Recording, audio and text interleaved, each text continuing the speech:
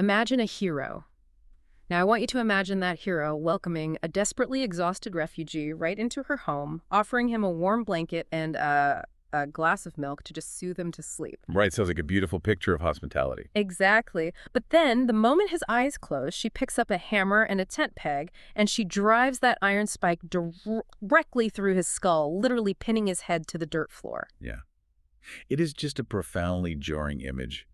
We instinctively recoil from it. We recoil because, our modern moral compass basically shatters the second we look at it. And yet, the ultimate moral authority of the universe, the biblical text itself, it doesn't condemn her. No, not at all. In fact, in the very next chapter, a prophetess actually sings a song declaring this woman most blessed for that exact act of visceral violence. Which is so hard for us to wrap our heads around today. It really is. So today, we are taking a sledgehammer to our modern assumptions about morality, about truth, and about deception. We are pulling from this really fascinating, honestly paradigm-shifting essay by Jamie Thornberry. Yeah, it's called The Ontological Truth of Biblical Deception. Right. And just to be super clear right up front, we are not interested in having some surface-level high school debate about whether the ends justify the means. Oh, absolutely not.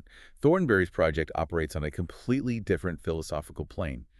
The mission of this deep dive is to fundamentally dismantle the way modern people, the way we categorize reality. Yeah, to tear it down and rebuild it. Exactly. We are going to examine two of the most controversial heroines in ancient scripture, Rahab and Jael, to really understand a worldview where truth is not defined by simple verbal accuracy. We are exploring a total paradigm shift here. We have to stop asking the flat binary question, did they tell a lie? Right. And start asking a much more terrifying, demanding question. Right, which is, what reality did their actions preserve? Yes. And to fully grasp why our modern brains just sort of short-circuit when we read these stories, we have to examine the invisible philosophical lenses we wear every single day. The lenses we don't even know we have on. Exactly. Because we evaluate deception through what ethicists call a deontological framework, it feels like we are completely trapped by thinkers like Immanuel Kant here. Oh, yeah, Kant is a huge part of this. Kant basically argued that you can never, ever lie. Like, even if a literal murderer is knocking at your front door asking where your best friend is hiding. Which just sounds insane to most people, but yeah, Kant's 1797 essay on that exact subject is essentially the cornerstone of how the modern West views truth. Right. Deontology is basically the ethics of isolated rules and absolute duties. It demands that we take an action like speaking a falsehood and completely strip away its context. Like it happens in a vacuum. Right, exactly, in a vacuum. Yeah. We ignore the history, we ignore the power dynamics, we ignore the relational fallout, and we just ask one sterile question. Is the mechanical act of speaking a falsehood inherently a violation of duty? Right. So for the modern mind, truth has just been reduced to mere factual correspondence. Did your spoken words perfectly match the physical state of the universe in that isolated microsecond? Yeah, that's exactly it. It turns morality into a simple data matching game, like a computer. If the data inputted into the system is factually incorrect, the moral algorithm just flags it as an error. And that feels incredibly rigid, right? It really does. It assumes that verbal accuracy is the highest possible good, completely overriding the preservation of life. And right off the bat, Thornberry points out that the ancient biblical worldview does not start with those isolated rules. It starts with ontology. Right, ontology. And we need to spend some time unpacking that because ontology is one of those academic words that gets thrown around without much grounding. Oh, for sure. It can sound super pretentious. Yeah, exactly. Right. But we're really just talking about the fundamental nature of being, like the architecture of reality itself. Yes. The biblical worldview is anchored in this concept of a divine created order. So goodness is not primarily a list of polite behaviors, Goodness is active participation in the order of God. So it's about alignment. Exactly. Alignment with reality as it was intended to function. A reality characterized by flourishing, relational integrity, and life.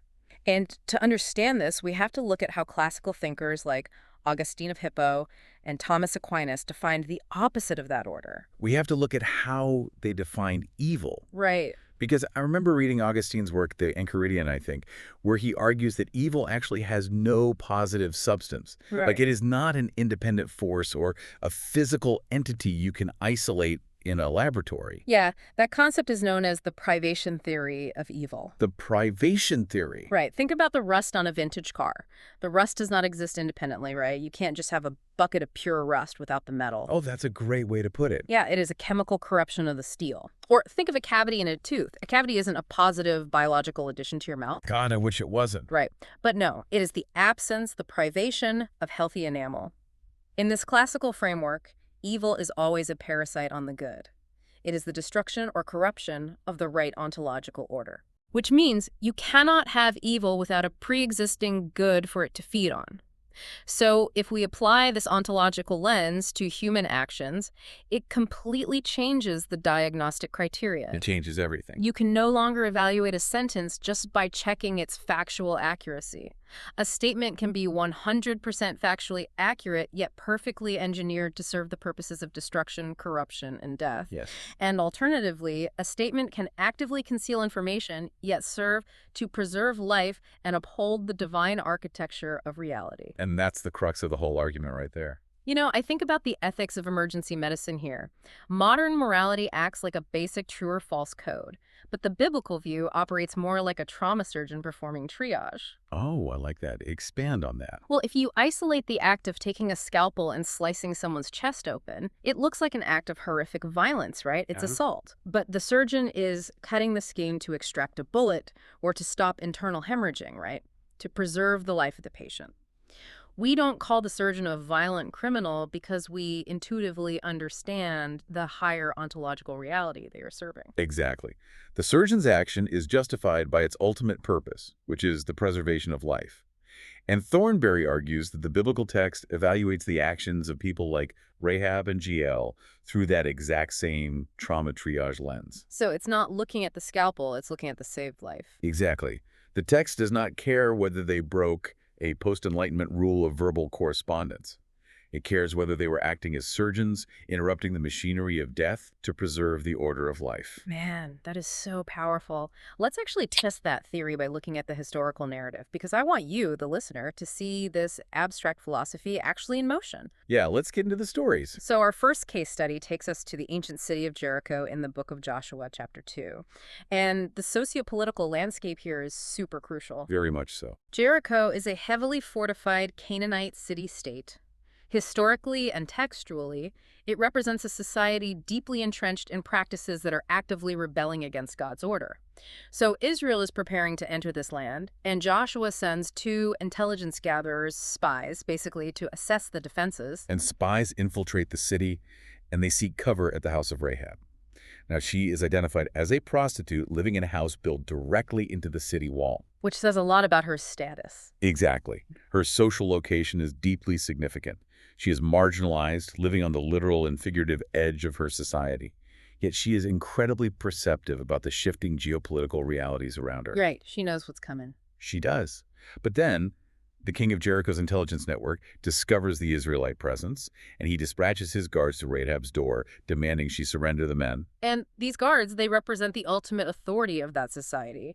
And Rahab doesn't just passively refuse to answer them, she actively constructs a counter-narrative. She spins the whole story. She does. She had already taken the 2 spies up to her roof and hidden them under stalks of flax that were drying in the sun. And when the king's men demand the spies, she looks at them and says, "Yes, the men came to me, but I didn't know where they were from. At dusk, when it was time to close the city gate, they left. I don't know which way they went." And then she adds the brilliant hook. Right. She says, "Go after them quickly. You may catch up with them." She completely weaponizes the empire's own urgency and paranoia against itself. She sends the guards marching out into the desert toward the Jordan River, and the city gates are bolted shut behind them. It's masterful. But by modern deontological standards, this is a clear-cut moral failure, right? She lied to the governing authorities. A blatant lie. Yet the biblical text never issues a retraction. It never apologizes for her. In the New Testament, Hebrews chapter 11 includes her in the famous Hall of Faith, explicitly praising her for welcoming the spies. And James chapter 2 goes even further. It praises her works, specifically the act of sending the pursuers in the wrong direction. Yeah, the text just refuses to apologize for her deception. It doesn't treat it as a necessary, ugly evil that God had to begrudgingly forgive. It elevates her as an exemplar of faith. Which, again, blows our modern minds. It really does. But to understand why, we have to look closely at what happens after the guards leave. Rahab goes back up to the roof, pulls back the flax, and delivers one of the most stunning theological confessions in the Old Testament. Oh, absolutely. She tells the spies, "I know that the Lord has given you this land, for the Lord your God is God in heaven above and on the earth below." That confession in Joshua 2:11 is the hinge of the entire narrative. Thornberry points out that Rahab's allegiance has fundamentally shifted. She switches sides. Right. She surveys her city and recognizes it for what it is, a locus of death, a society operating in total rebellion against the true order of reality. She recognizes that the spies, despite being foreign invaders, they represent the preservation of God's covenantal order. Wow. So she realizes that if she surrendered the spies to the king, she would be actively participating in the machinery of death. Precisely. Her deception wasn't just a desperate attempt to secure her own physical survival. It was a surgical instrument. There's that surgeon analogy again. Exactly. She used a calculated falsehood to subvert an unjust, deadly authority, thereby protecting the future of the covenant. Her words were serving life. And the scope of her redemption is just staggering. She survives the destruction of Jericho, integrates into the Israelite community, and if you trace her lineage to the first chapter of Matthew in the New Testament, you find Rahab listed in the genealogy of Jesus Christ. Yeah, it's credible. The marginalized Canaanite who lied to the king's guards becomes the matriarch of the Messiah. That lineage is a massive endorsement of her actions. It is the ultimate endorsement. But I want to push back on this a little bit because a common critique for modern raiders is the expectation of divine intervention. Ah, yes. The why didn't God just do a miracle argument. Right. The argument goes, couldn't she have just told the truth? Couldn't she have said, yes, they are on my roof, but I serve Yahweh now, and trusted God to miraculously blind the guards or strike them down? People ask that all the time. Yeah, why does the text seem to reward the human mechanism of misdirection instead of demanding passive trust? Well, that critique exposes how often we equate trusting God with moral passivity. We operate under this weird assumption that if we just maintain strict verbal accuracy, the collateral damage is God's problem to sort out. Oh, wow. That hits hard. Doesn't it? But biblical ontology demands active, courageous participation. If Rahab had surrendered the location of the spies, she would have been collaborating with a murderous regime. Thornberry argues that expecting a miracle to rescue you from the consequences of handing innocent people over to executioners, that is not faith. What is it then? It is a dereliction of moral duty. A dereliction of moral duty. Wow. So handing over the truth would have been handing the empire the weapon it needed to kill the spies. She refused to supply the ammunition. Right. Rahab shows us how words can act as a shield. But a shield only works when the threat is kept at a distance. Right. What happens when the machinery of death is already inside your house? When verbal misdirection is no longer an option and the preservation of life requires deeply unsettling physical action. And that brings us back to the image we started with today. The dark tent in Judges chapter 4. The story of Jael. Let's really dig into this one. Yeah, the historical context here is characterized by overwhelming terror. Israel's been subjugated for 20 years by Jabin, a Canaanite king. 20 years. 20 years. And his military commander is a man named Sisera, who controls 900 iron chariots. Now, in the Bronze Age, an iron chariot was essentially the equivalent of a modern tank. So total technological supremacy. Yes. Sisera represents systemic, inescapable, technologically superior violence. But then, after the Israelites cry out for deliverance, a battle ensues led by the prophetess Deborah and the general Barak. Against all odds, the Canaanite forces are routed. But Sisera, this architect of 20 years of oppression, he abandons his troops and flees on foot. He runs for his life. Yeah, he is desperately searching for sanctuary, and he spots the encampment of Heber the Kenite. And this is where the politics come in. The Kenites had a standing peace treaty with King Jabin. Okay. So when Sisera sees the tent of Jaber, who is Heber's wife, he believes he has found a diplomatic safe haven. Jael steps out to meet him and actively cultivates this illusion. She says, "Come in, my lord, come in, don't be afraid." She invites him right in. She does. So Sisera enters the tent, completely exhausted from running, and he asks for a simple drink of water. And this is where the details of the text become incredibly significant. Judges 4:19 notes that instead of water, she opens a skin of milk, gives him a drink, and covers him with a blanket. Yes, the milk is crucial. I have to admit, I've always struggled with the milk. It feels uniquely sinister, right? Like, why did the ancient author make sure we knew it was dairy? Well, in the ancient Near East, hospitality was a sacred binding covenant. It wasn't just being polite, it was a matter of life and death. And the specific elements Jael uses, milk and a warm covering, they carry profound psychological weight. How so? Milk represents maternal nurture. It represents the ultimate provision of safety, comfort, and rest. Jael is subverting the most foundational symbols of life to create a flawless illusion of absolute security. Oh, man. Right. Sisera, reassured by this profound display of hospitality, lets his guard down completely and falls into an exhausted sleep. She masterfully disarms him without ever lifting a sword. Exactly. But once he is asleep, she picks up a tent peg, a heavy wooden or iron stake, and a hammer. And she sneaks over to the sleeping commander and drives the peg through his temple with such force that it pins his head to the ground. It is an act of sheer, visceral brutality. And yet, Deborah's prophetic song in Judges 5 praises her unequivocally. How do we reconcile the sacred codes of hospitality with this level of violence? Isn't there a line where good management just becomes cruelty? It's a fair question. To reconcile this, we must return to that ontological lens. We have to remember who Sisera is. Right. Sisera is not simply a tired traveler who wandered into her tent needing a glass of water. Sisera is the embodiment of 2 decades of organized slaughter. He is a destroyer. Okay, I see where you're going. If Jael had honored the cultural treaty, if she had offered him genuine hospitality and allowed him to rest and escape, she would have been preserving the life of a man who would immediately regroup and resume slaughtering the innocent. So the hospitality was a trap. She weaponized his own hubris, his own expectation of diplomatic immunity, completely against him. Yes. Jael's deception interrupts violence before it can propagate. She does not preserve the life of the destroyer. She acts as the instrument that stops the destruction. The false appearance of peace becomes the mechanism through which actual ontological peace is restored to the land. Exactly. You know, it's like the ancient equivalent of a law enforcement sting operation. Oh, that's a good comparison. Right.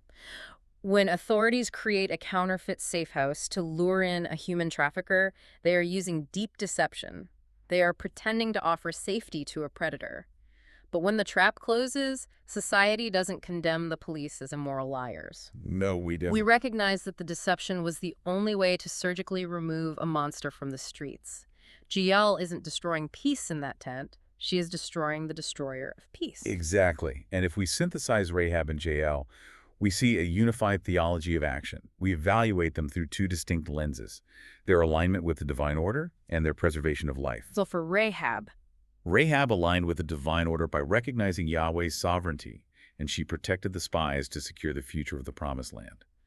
Jael aligned with the divine order by rejecting a corrupt political treaty, and she eliminated the oppressor who had devastated that same land. both women stood directly between the innocent and the grave. Yes. They utilized the only tools available to them. Operating from the margins of society, using the domestic spaces of the roof and the tent, they completely subverted the tyrannical powers of their era. It's just brilliant. But this brings us to a highly precarious theological edge, I think. Oh, definitely. It's a dangerous edge. If deception and violence can be morally justified to preserve order, how do we distinguish this from the tactics of the ultimate villain of Scripture? Right. Satan himself. Satan is explicitly called the father of lies.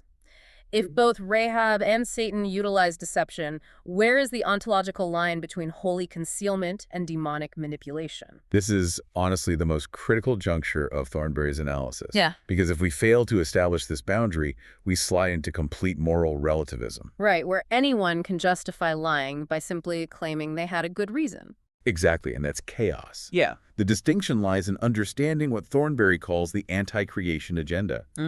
We have to look at how the father of lies actually operates, starting in John chapter 8, verse 44. Oh, right, where Jesus confronts the religious leaders. He says, "You belong to your father, the devil. He was a murderer from the beginning, not holding to the truth, for there is no truth in him. When he lies, he speaks his native language, for he is a liar and the father of lies." Notice the deep connection there between being a murderer and being a liar. Satan's lies are rarely whole-cloth fictions. What do you mean by that? Well, look at the Genesis account of the Garden of Eden. The serpent does not invent a bizarre alternate universe. He doesn't claim God doesn't exist. He takes the existing reality and he twists it.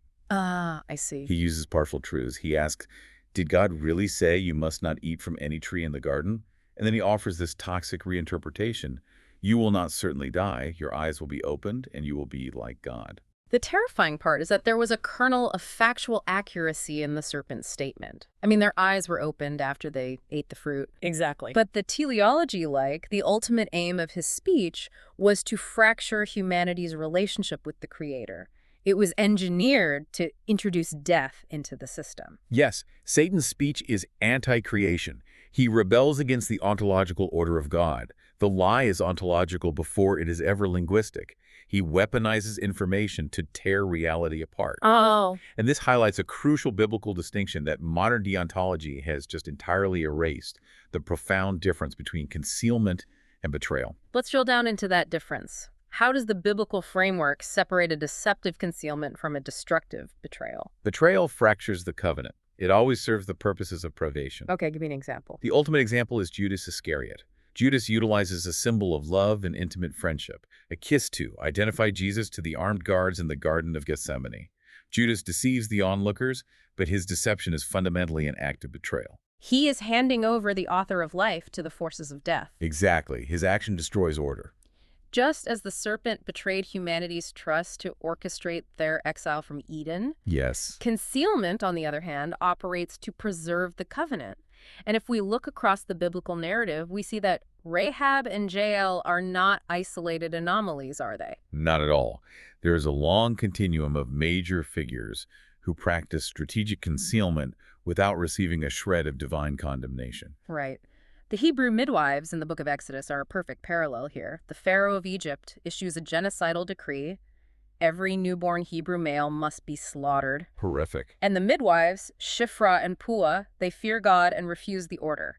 When Pharaoh interrogates them about why the boys are surviving, they look the most powerful monarch on earth right in the eye and invent a complete falsehood. They completely make it up. They claim Hebrew women are not like Egyptian women. They are vigorous and give birth before the midwives arrive. It is a calculated, factual lie. But the text in Exodus explicitly notes that God dealt well with the midwives and gave them families of their own because they feared him. Their deception was a firewall that protected innocent life from tyrannical power. Exactly. And we see this with David, too. Oh, the madness at the gates. Yes. Before he takes the throne, he is a political refugee fleeing from King Saul. He seeks asylum in the Philistine city of Gath, but quickly realizes his reputation has preceded him and he is in grave danger there as well. Right. So in 1 Samuel 21, David feigns severe mental illness. He acts like a madman, violently scratching at the city gates and letting saliva run down his beard. The Philistine king is disguised and demands David be removed from his presence. David utilizes physical deception to preserve his own life, ensuring that the covenantal line of the future king of Israel remains intact. Exactly. But Thornberry elevates this argument beyond the prophets and kings, pointing directly to the methodology of Jesus Christ himself. Which completely upends the modern assumption that a perfectly holy person must always be perfectly transparent, right? Christ constantly refused straightforward disclosure. He routinely answered direct, aggressive questions with counter-questions, placing the intellectual burden back on the interrogator. Oh, for sure. But the most prominent example is his use of parables. Jesus explicitly states in the Synoptic Gospels that he speaks in parables intentionally to conceal the mysteries of the kingdom from those whose hearts are hardened against him. He is intentionally obfuscating the truth. He's wrapping reality in metaphorical layers so that hostile listeners literally cannot access it. Yes. We also see this in the Gospel of John during the Festival of Tabernacles. His brothers urge him to go to Jerusalem and show himself to the world. Jesus tells them, "My time has not yet come," and tells them to go without him. He stays behind in Galilee, but after they leave, the text says he goes to the festival in secret. And he repeatedly heals individuals and issues strict commands, tell no one what has happened. Theologians refer to this as the Messianic Secret. He actively manages the flow of information regarding his identity to protect the timeline of his mission and prevent premature arrest or a violent political uprising. When we pull all these threads together, a really profound pattern emerges. The father of lies weaponizes information to destroy relationships and accelerate death. Yes. But Jesus, David, the midwives, Rahab, and Jael, they withhold, alter, or conceal information specifically to protect relationships and preserve life. This means truth is not a universal weapon that you are obligated to fire at anyone who demands it. That's a great way to put it. Information belongs within the context of proper relationship and covenantal fidelity. You do not owe the truth about where the innocent are hiding to the murderer standing at the door. Right. To supply that information would actually be an act of betrayal against the innocent party. While that makes deep philosophical sense, it leaves the modern individual with a terrifying amount of moral responsibility. Oh, it's a huge burden. If we accept that there isn't a strict black and white rule demanding absolute verbal transparency in every situation, what prevents this from sliding into total chaos? I mean, human beings are incredibly adept at rationalizing our own self-interest. We really are. We can justify almost anything to ourselves. Exactly. A CEO could lie to shareholders and say, well, I'm just utilizing strategic concealment to preserve the flourishing of my corporate empire.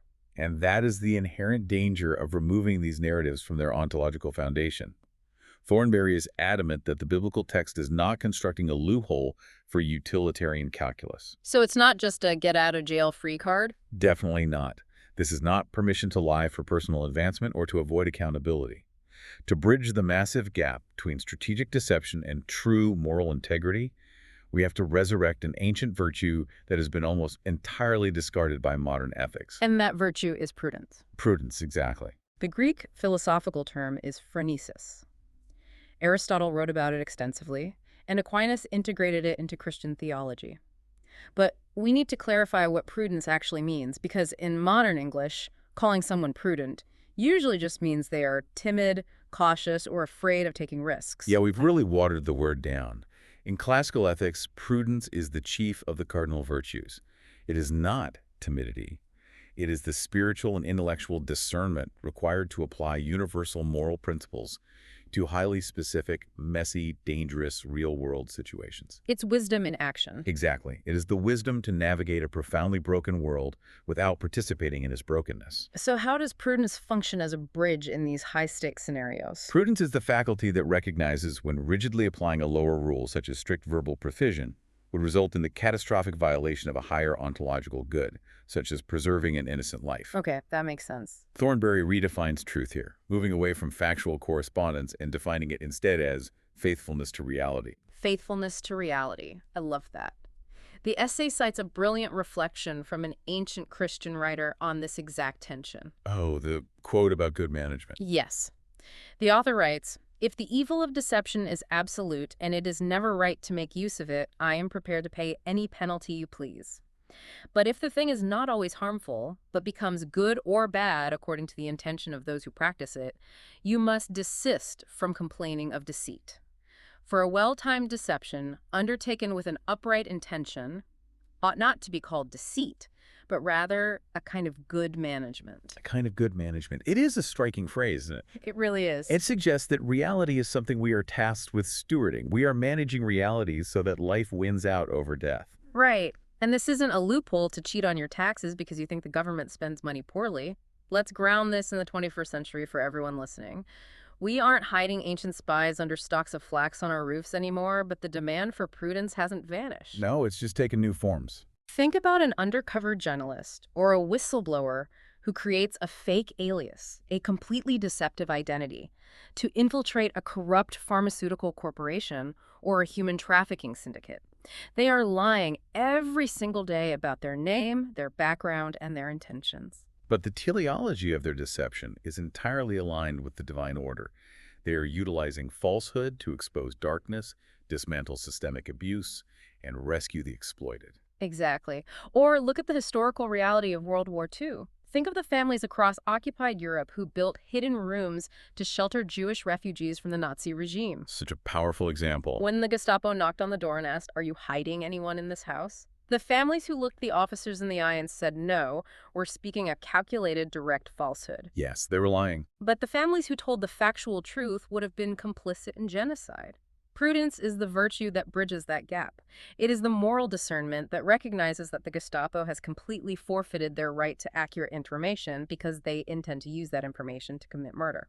Right. The lie to the secret police is not a sin requiring forgiveness. It is an act of deep moral integrity. And this is Thornberry's central thesis. It all comes back to that. It does. The biblical text evaluates actions within the broader ontological reality they participate in. Are these actions serving truth, justice, and life, or are they corrupting them? The moral agent must possess the spiritual maturity, the prudence, to make that assessment in real time. It demands that we take our morality off autopilot.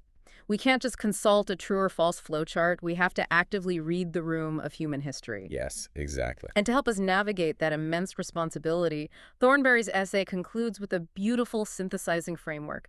It gives us a three-part test to evaluate these biblical narratives and our own actions: love, life, and light. This framework is vital because it anchors the abstract concept of prudence and the core virtues of the Christian tradition. Let's examine the first pillar, which is love. Yeah, and we have to completely strip away our modern cultural definition of love here. We usually define love as a sentimental feeling, a warm rush of affection, or just blanket tolerance. Right, like a rom-com kind of love. Exactly. But in this classical ontological framework, love is not an emotional indulgence. Love is the faithful willing of the genuine good of persons within God's order. It is a fierce, active choice of the will. Yes. When we look at Rahab and Jael, they acted in profound love. Rahab willed the good of the Israelite spies and the covenant they carried, even at the immense risk of being executed for treason by her own king. And Jael willed the good of the oppressed Israelites by eliminating the commander who was systematically slaughtering them. Exactly. Their love was not sentimental. It was rightly ordered toward the redemptive trajectory of history. They loved the divine order more than they loved the comfort of the status quo. That leads directly to the second pillar: life. Life, in this context, is the active preservation and cultivation of flourishing against the forces of annihilation and death. And both of these women were unparalleled agents of life. Unparalleled. They stood in the gap when the formal military and political structures failed.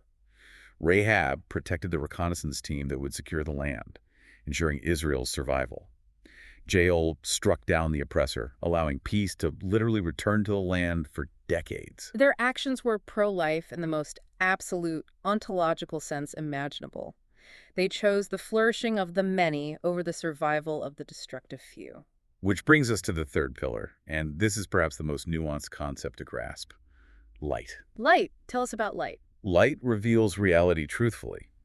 But the crucial caveat in Thornberry's framework is that light must be administered according to the capacity of the receiver and the moral demands of the specific moment. Okay, so it's not just a floodlight all the time. Right. Light is never meant to be a blunt, unthinking weapon. Think about the physical properties of light, Let's use a lighthouse as an analogy.